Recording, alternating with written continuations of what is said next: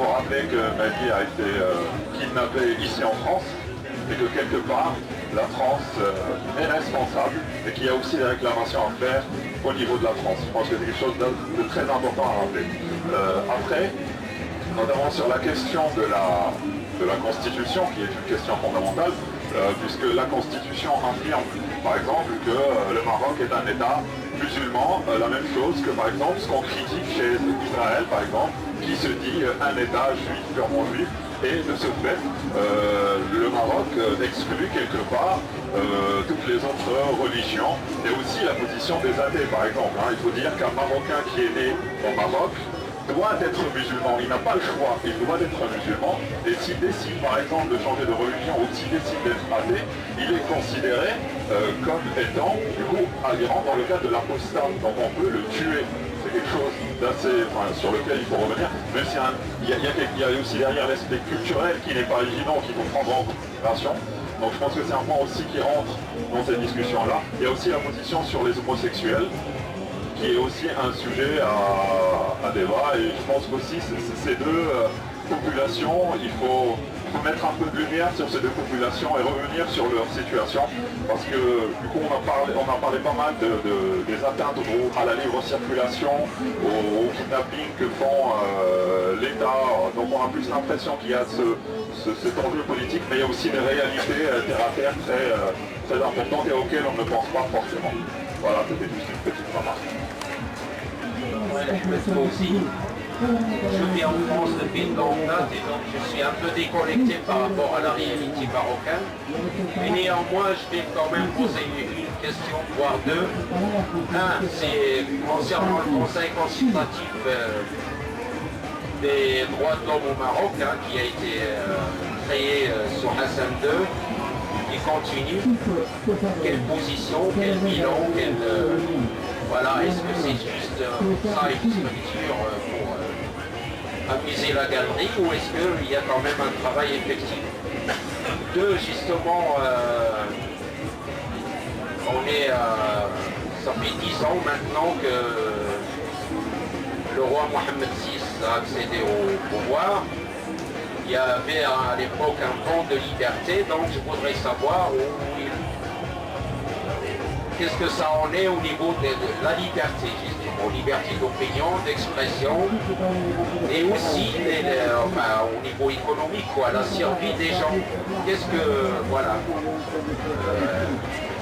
Qu'est-ce qui a changé, quoi. Voilà, c'est des questions très terre à terre. Merci.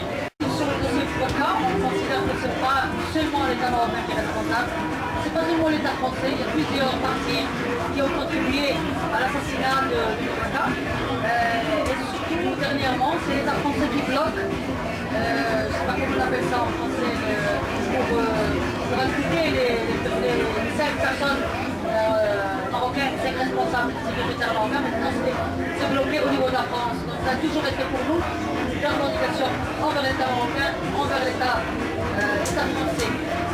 Deuxième chose, c'est important, la question du développement, pourquoi je dis que c'est en mesure, c'est vraiment, il y a une volonté politique, parce que parmi tous les dossiers, ce dossier-là, c'est pas par rapport à la personne, mais par rapport aux événements, à l'événement d'enlèvement, de la disparition. On sait que l'État marocain il est dans le coup dans toutes les disparitions, mais c'est là, on sait que tout le dossier peut être annoncé, toute la vérité peut être révélée par une simple volonté politique de l'État marocain.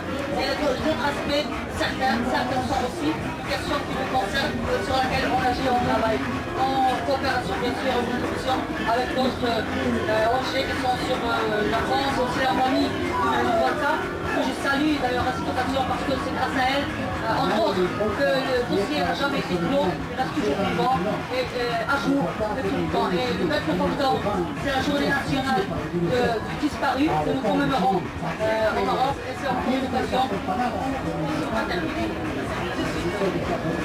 c'est une occasion encore pour revendiquer cette question. Pour la question de la liberté du culte, on est aussi concerné par cette question, parce que la liberté du culte, c'est un droit qui est dans la Déclaration universelle des droits humains. On le revendique, à tous les aspects. Il faut rappeler qu'il y a des personnes qui ont été arrêtées et interrogées parce que soi-disant ils ont choisi de devenir chiites, de devenir sunnites. Donc c'est pas une question seulement de la religion islamique, mais au sein de la religion islamique, on est obligé d'être sunnite et exactement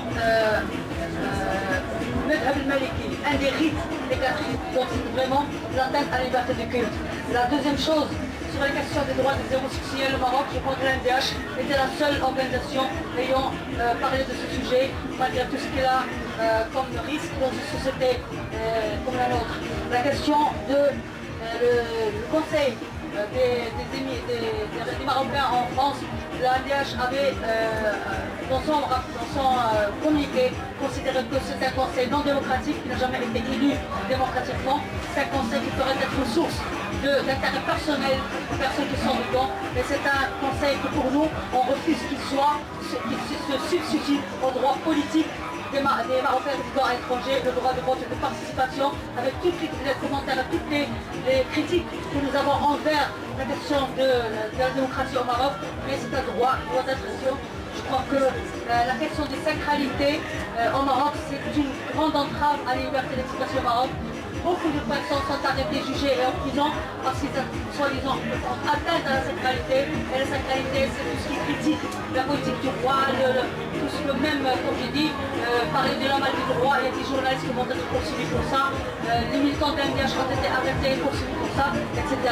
Dernière chose, c'est la question des droits économiques et culturels sont une chose très importante, je le dirais, parce qu'il y a eu un sondage qui n'est pas représentatif, qui est révélateur, qui a posé une question aux Marocains: de quoi avez-vous peur?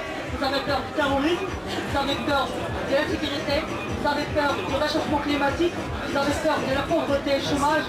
80% ont peur du chômage et de la pauvreté.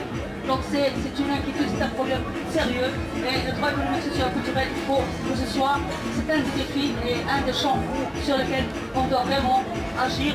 Je rappelle que les luttes pour la démocratie et le droit de l'homme au Maroc ont changé depuis des années par rapport aux années précédentes. Maintenant c'est les pauvres, c'est les femmes, c'est la région rurale qui protestent pour les droits économiques, sociaux et culturels, contre la pauvreté, etc.